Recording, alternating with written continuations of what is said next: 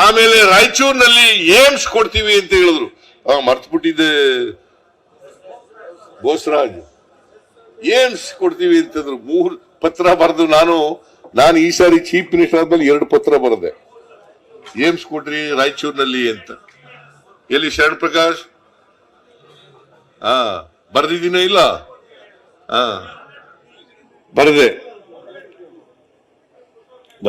ಬರೀಲಿಲ್ಲ. ಅನೇಕ ಲೆಟರ್ಗಳು ಬರದೆ ನಾನು. ಆದ್ರೆ ಏನ್ ಗೊತ್ತಾ, ಈ ಕೇಂದ್ರ ಸರ್ಕಾರ ಅಂತಂದ್ರೆ ರಾಜ್ಯ ಸರ್ಕಾರಗಳಿಗೂ ಉತ್ತರ ಕೊಡಬಾರದು ಅಂತ ತೀರ್ಮಾನ ಮಾಡ್ಕೊಂಡ್ಬಿಟ್ಟವ್ರು. ನಾ ಪತ್ರ ಬರೆದ್ರು ಕೂಡ as a chief minister of this state I return number of letters to government of India, to ministers.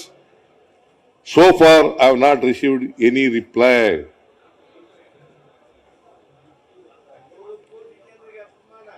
ಅದು ಸ್ಟೆಪ್ ಮದರ್ಲಿ ಆಟಿಟ್ಯೂಡ್ ಇಲ್ವೋ? ತಿರಸ್ಕಾರ ಮನೋಭಾವನ ಇಲ್ವಾ ಇದು?